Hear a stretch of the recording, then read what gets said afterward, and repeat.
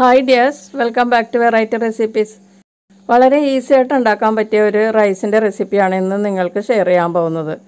നമ്മൾ fried rice, ghee rice ഒക്കെ ഉണ്ടാക്കില്ലേ, അതുപോലെ തന്നെ ഒരു റൈസാണിത് വ്യത്യസ്ത രീതിയിൽ ഉണ്ടാക്കുന്നത്. ക്യാരറ്റ് റൈസ്, ടൊമാറ്റോ റൈസൊക്കെ നമ്മൾ ഉണ്ടാക്കാറില്ലേ, അതിലൊക്കെ ഒത്തിരി പ്രോസസ്സ് ഉണ്ട്. പക്ഷേ ഇത് നമുക്ക് വളരെ സിമ്പിളായിട്ട് പെട്ടെന്ന് ഉണ്ടാക്കിയെടുക്കാം.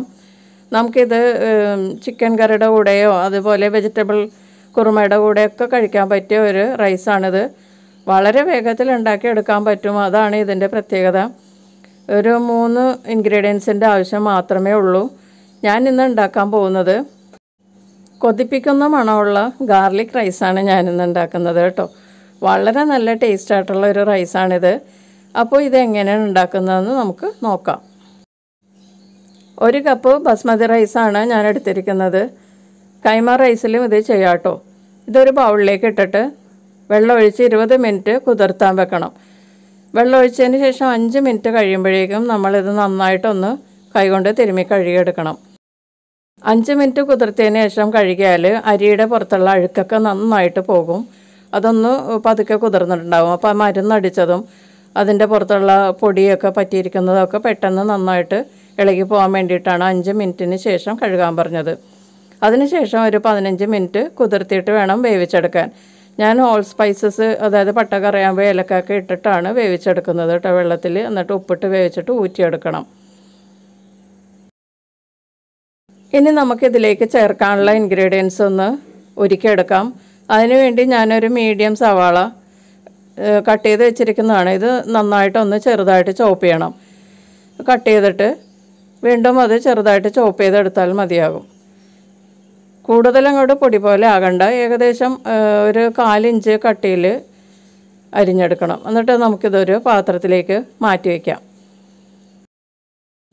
ഇനി ഇതിൻ്റെ മെയിൻ ഇൻഗ്രീഡിയൻ്റായ വെളുത്തുള്ളി, ഒരു വലിയ കുടം വെളുത്തുള്ളിയാണ് ഞാൻ പൊളിച്ചെടുത്തിരിക്കുന്നത്. ഇത് ഒന്ന് കട്ട് ചെയ്തിട്ട് പൊടിയായിട്ട് ചോപ്പ് ചെയ്തെടുക്കണം. നമുക്കിതുപോലെ പലകയിൽ വെച്ച് ചോപ്പ് ചെയ്താൽ പെട്ടെന്ന് ചോപ്പ് ചെയ്ത് കിട്ടും. നല്ല പൊടി പോലെ ചോപ്പ് ചെയ്തെടുക്കണം.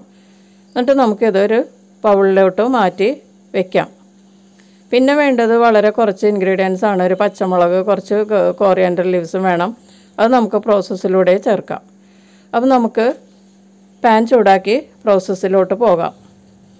ഞാനിവിടെ ഒരു പാൻ ചൂടാക്കിയിട്ടുണ്ട്. അതിലേക്ക് 1 ടേബിൾ സ്പൂൺ ഗീ ചേർക്കുക. ഗീയിലാണ് കേട്ടോ ഇത് ചെയ്യണത്, എന്നാലേ അതിൻ്റെ ടേസ്റ്റ് വരുള്ളൂ. ഗീയിൽ കിടന്ന് ഈ വെളുത്തുള്ളി ചോപ്പ് ചെയ്തത് ചൂടാകുമ്പോൾ നല്ല മണമാണ് വരുന്നത്.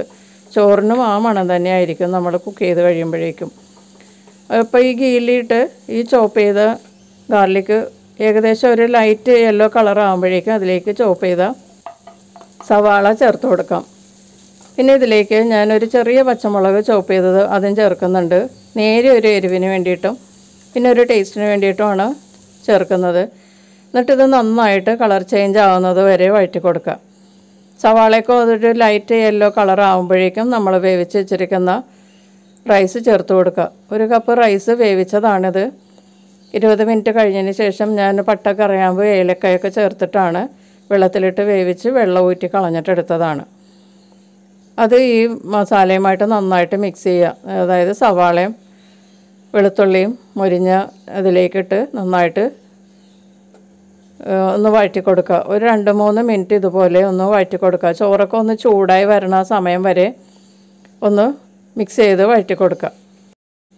സവാളയും വെളുത്തുള്ളിയൊക്കെ നന്നായിട്ട് ചോറിൽ മിക്സപ്പ് ആകുന്നത് വരെ നന്നായിട്ട് വഴറ്റി കൊടുക്കുക. ഇനി ഇതിലേക്ക് 1 ടീസ്പൂൺ ചെറുനാരങ്ങ നീര് ചേർത്ത് കൊടുക്കുക. ഞാനിവിടെ ഇപ്പോൾ ഒരു കഷ്ണം ചെറുനാരങ്ങയാണ് പിഴിഞ്ഞിടുന്നത്. നിങ്ങൾ ചേർക്കുമ്പോഴേക്കും കറക്റ്റായിട്ട് ഇടാൻ അറിയാൻ പാടില്ലാത്തവരാണെങ്കിൽ 1 ടീസ്പൂണിലേക്ക് പിഴിഞ്ഞെടുത്തിട്ട് തന്നെ ചേർക്കുന്നതാണ് നല്ലത്. നമ്മൾ ചോറിൽ ഉപ്പിട്ട് വേവിച്ചതാണ്. അങ്ങനെ ചെയ്യാത്തവർക്കാണെങ്കിൽ ചോറിൽ ഇപ്പോൾ ഉപ്പ് കുറച്ച് വെള്ളത്തിൽ കലക്കിയിട്ട് ചേർത്ത് കൊടുക്കുന്നതാണ് നല്ലത്. പിന്നെ ഇതിലേക്ക് കുറച്ച് കൊറിയാൻഡർ ലീവ്സും കൂടി പൊടിയായിട്ട് അരിഞ്ഞിട്ട് ചേർത്തിട്ട് നന്നായിട്ടൊന്ന് മിക്സ് ചെയ്ത് കൊടുക്കുക. ഇത്രയും ഇൻഗ്രീഡിയൻസ് മാത്രമേ ഉള്ളൂ. നമുക്കിനി ഇതിലേക്കൊന്നും ചേർക്കാനൊന്നും ഇല്ല. ഇപ്പോൾ തന്നെ നല്ല മണം വരുന്നുണ്ട് കേട്ടോ. ഗാർലിക്ക് ചേർത്തതിൻ്റെ മണമാണ് വരുന്നത്. നെയ്യിൽ മൂത്ത മണം നന്നായിട്ട് വരുന്നുണ്ട്. ഇനി നമുക്കിത് ഒന്ന് പൊത്തി വെച്ചതിന് ശേഷം മൂടി വെച്ച് ഒരു 3 മിനിറ്റ് ലോ ഫ്ലെയിമിൽ കുക്ക് ചെയ്യാം. 3 മിനിറ്റിന് ശേഷം നമുക്കിത് തുറന്ന് നന്നായിട്ടൊന്ന് മിക്സ് ചെയ്യാം.